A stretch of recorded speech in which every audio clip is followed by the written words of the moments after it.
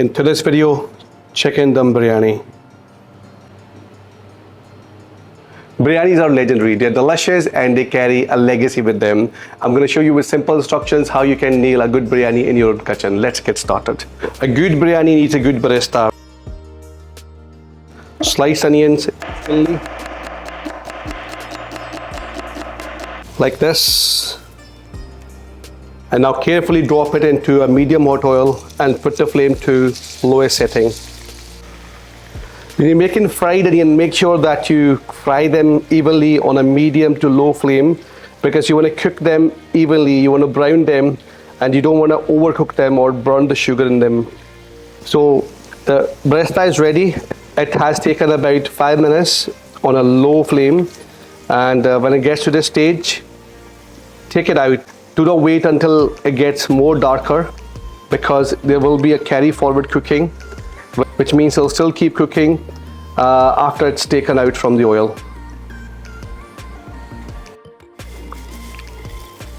The barista is ready. Let it cool down, and you can make it in advance up to a month and keep it in airtight container. And this barista smells divine and has many uses. You can grind it and add into your curries, adds texture, silky texture and flavor into your curries.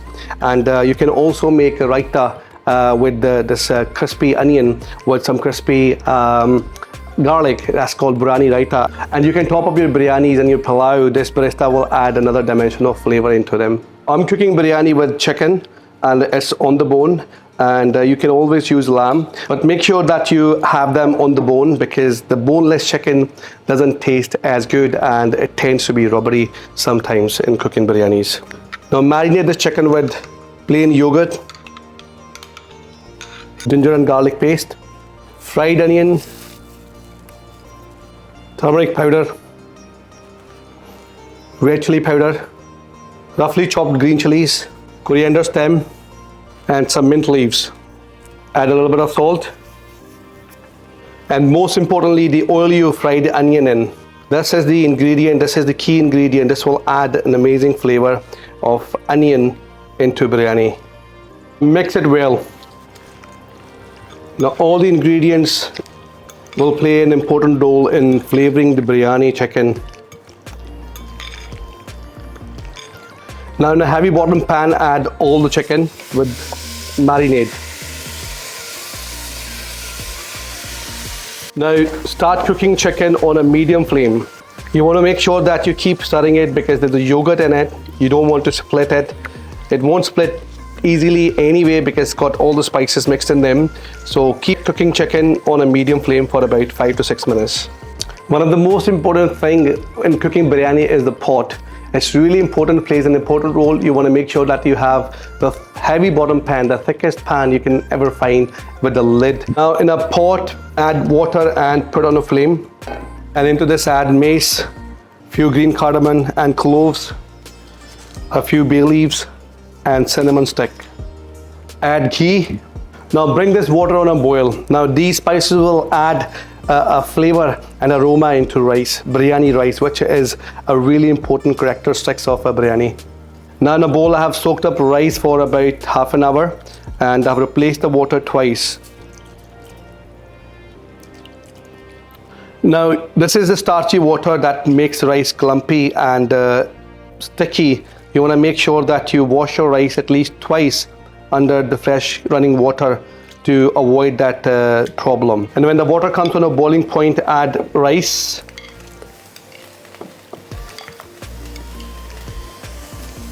I'm going to cook the chicken for about 90% and rice also about 90%, and then I will start layering biryani.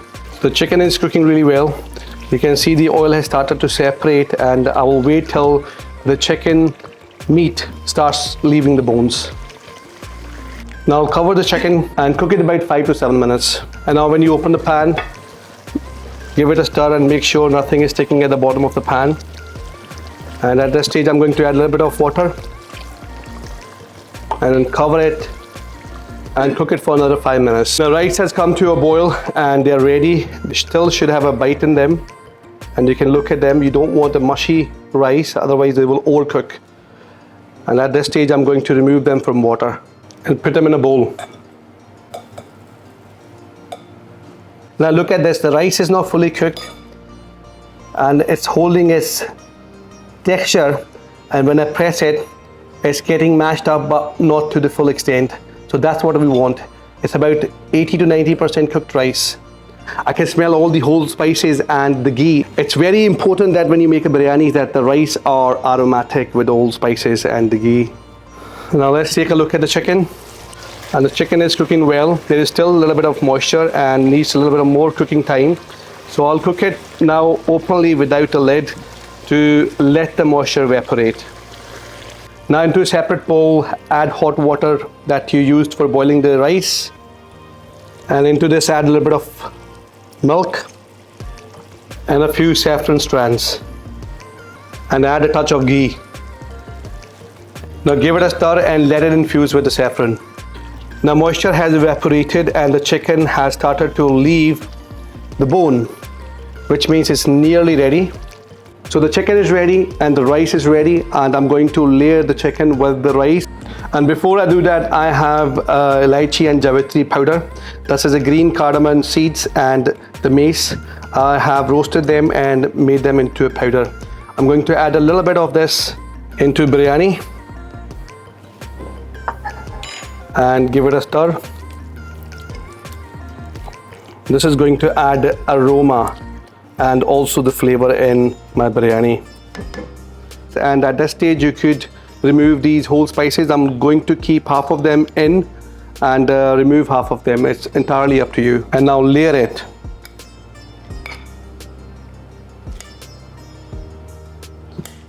So with the light hands, I'm going to add all the fluffy rice.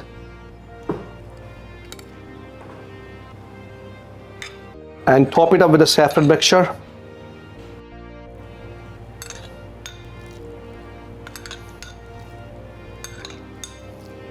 Chopped coriander leaves, some mint leaves, and barista. And put another layer of rice. Now top it up with the rest of the saffron mix. Coriander leaves, mint leaves, and rest of the barista. Now my biryani is layered nicely and I'm going to dum cook it, which means I'm going to seal the pot and then let it cook on a low flame for about another 10 minutes, and I will have my dum biryani ready in minutes. I'm going to seal it with the dough. I have a roti dough. You can use a naan dough, or you can also use a wet cloth if you like.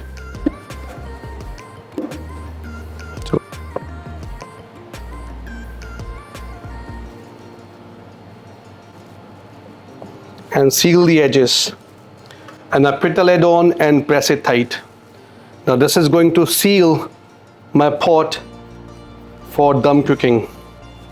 Now put it back on the flame and on the lowest setting possible. If you do not have a heavy bottom pot, you could put a griddle underneath the pan or a pot and that'll help. And now let the biryani cook for another 10 minutes and you will have a fluffy, moist and aromatic biryani ready in 10 minutes. Now the biryani is ready in about 10 minutes. It has enough cooking time. And when you open the lid, and when you look at the rice, they are nice and fluffy. You can see they are nicely cooked and they're not overcooked. It's retaining the moisture and it is retaining its texture. And at this stage, I'm going to cover it again and let it rest for another 5 minutes. It's really important that when you cook a biryani, you let it rest and let the aroma settle. Do not open it and start serving right away. Now the biryani has rested enough and you can see it's steaming hot, and I'm dying to dig in it, and carefully go on the sides, and then you want to just lift it and mix the colors. There's a saffron in it, there is a coriander, there is a fried onion, and all the colors. Look at this. Now this is the authentic way of cooking biryani. Chicken dum biryani. Cooking biryani in house is known as difficult as you think.